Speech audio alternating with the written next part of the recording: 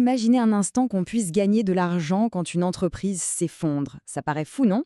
Eh bien, c'est tout le principe de la vente à découvert. Aujourd'hui, on va décortiquer ensemble cette stratégie financière hyper controversée et on va revivre l'histoire incroyable de GameStop qui a mis le feu à Wall Street. Alors, la question centrale, c'est ça. Comment est-il possible de profiter de la chute de la valeur d'une entreprise? Ça va à l'encontre de toute logique d'investissement classique et pourtant, c'est précisément ce que permet la vente à découvert. Allez, on plonge dans ce mécanisme assez fascinant. Bon, commençons par le début. Pour vraiment saisir ce qui s'est passé avec GameStop, il faut d'abord maîtriser le concept de la vente à découvert. C'est un pari sur la chute, une stratégie qui en surface a l'air simple, mais qui en réalité cache une mécanique bien plus complexe. Alors, la vente à découvert, qu'est-ce que c'est? En gros, c'est l'art de parier contre une action. Au lieu d'acheter une action en espérant que son prix monte, on fait l'inverse. On vend une action qu'on ne possède même pas encore. L'idée, c'est de parier qu'elle va chuter pour la racheter bien moins cher plus tard. Et la différence entre le prix de vente et le prix de rachat, eh bien, c'est le profit. Le processus se déroule en 4 étapes qui semblent assez simples. D'abord, on emprunte des actions, généralement via un courtier. Tout de suite après, on les vend sur le marché au prix du moment. Ensuite, c'est la phase d'attente, on croise les doigts pour que le cours baisse. Et enfin, si tout se passe comme prévu, on rachète ces mêmes actions à un prix plus bas et on les rend à celui qui nous les a prêtées. Le tour est joué, la différence, c'est pour nous. Mais attendez, comment on peut bien emprunter des actions qu'on n'a pas? C'est là que le courtier, le broker, entre en scène. Il est l'intermédiaire indispensable. C'est lui qui va trouver ces actions à prêter, souvent dans les portefeuilles d'autres clients.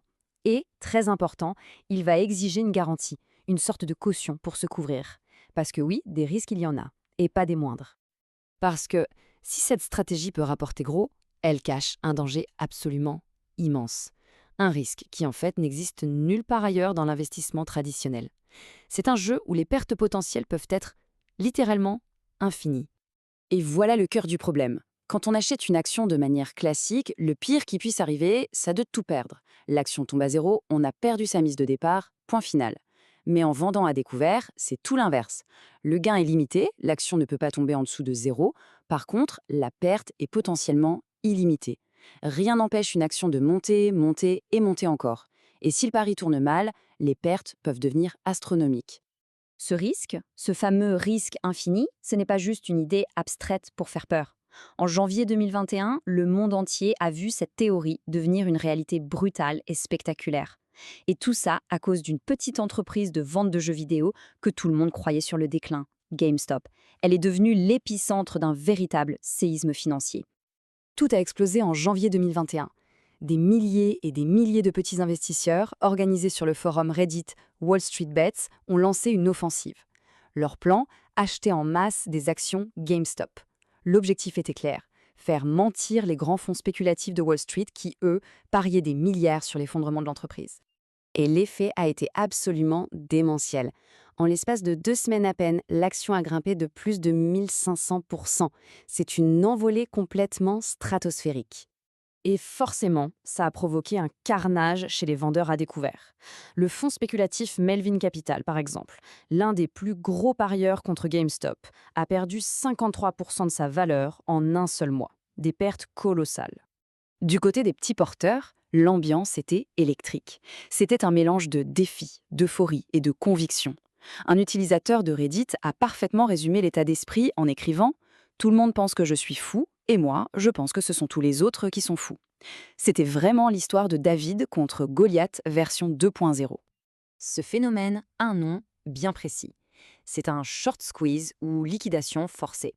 En gros, quand le prix monte en flèche, les vendeurs à découvert paniquent. Pour stopper l'hémorragie, ils sont forcés de racheter les actions qu'ils avaient vendues. Le problème, c'est que cette ruée d'achat fait monter le prix encore plus vite. C'est un cercle vicieux, une spirale infernale, le cauchemar absolu pour quiconque a parié à la baisse. Alors, l'affaire GameStop restera dans les annales, c'est certain, mais ce n'était pas la première fois que ça arrivait. L'histoire de la finance est marquée par des short squeezes mémorables. On pense notamment à Volkswagen en 2008, qui est devenue brièvement l'entreprise la plus chère du monde à cause de ça, ou plus récemment à Tesla en 2020. Bon, face à des risques pareils, on se doute bien que les professionnels ne se lancent pas là-dedans à l'aveugle. Il ne s'agit pas de jouer à pile ou face. Ils utilisent tout un arsenal d'outils et de tactiques pour essayer d'identifier des opportunités et surtout pour tenter de maîtriser ce fameux risque infini. Une de leurs armes principales, c'est l'analyse technique. Les traders passent leur temps à scruter des graphiques, à la recherche du moindre signe de faiblesse, une tendance qui commence à s'inverser, un élan qui s'essouffle, ou des indicateurs qui crient que l'action est surachetée et qu'elle est mûre pour une correction. Mais au-delà des outils graphiques, il y a des principes de base. Une règle d'or, par exemple, c'est de ne jamais parier contre la tendance générale du marché. Et surtout, peut-être le plus important, avoir un plan de bataille ultra précis avant même de commencer. Savoir exactement à quel prix on entre, à quel prix on prend ses profits, et surtout à quel prix on accepte sa défaite et on coupe ses pertes. Et ce dernier point, la gestion du risque, c'est absolument vital. L'outil numéro un pour ça, c'est l'ordre stop loss. C'est une sorte de filet de sécurité automatique. On donne l'instruction de racheter l'action si elle atteint un certain prix, ce qui limite les dégâts. Il faut bien comprendre que sans un stop loss, un seul mauvais pari, une seule erreur, peut littéralement anéantir un compte de trading entier. Mais il faut être très clair, même avec toutes les précautions du monde, ce jeu reste extrêmement dangereux, surtout pour les non-professionnels. Les statistiques sont sans appel. Des études montrent que plus de 70% des investisseurs particuliers qui s'aventurent sur ce genre de produits financiers complexes finissent par perdre de l'argent. C'est un rappel assez brutal de la réalité du terrain. Alors, au final, que faut-il retenir de toute cette histoire? Au-delà de la finance pure et du drame boursier, l'affaire GameStop a vraiment mis en lumière des changements très profonds dans le monde de l'investissement. On peut dire que le champ de bataille n'est plus tout à fait le même. La vente à découvert, ça reste un mécanisme à double tranchant. D'un côté, elle a un rôle utile, une sorte de garde-fou qui peut dénoncer les entreprises surévaluées ou même les fraudes. Mais de l'autre, ça reste une arme de spéculation redoutable, avec ce risque complètement fou et asymétrique de perte infinie. Mais la grande leçon de GameStop, c'est sans doute l'incroyable montée en puissance des investisseurs particuliers. Pour la première fois, grâce à la force de frappe des réseaux sociaux et à l'accès facile au trading, une foule d'individus coordonnés a réussi à faire plier les géants de Wall Street. C'est un véritable changement de paradigme. Et tout ça, ça nous laisse avec une question assez vertigineuse. Dans un marché où un même Internet, une blague virale, peut influencer un cours de bourse autant, voire plus qu'un bilan financier, qui détient réellement le pouvoir aujourd'hui? L'avenir de l'investissement est peut-être bien en train de s'écrire sous nos yeux.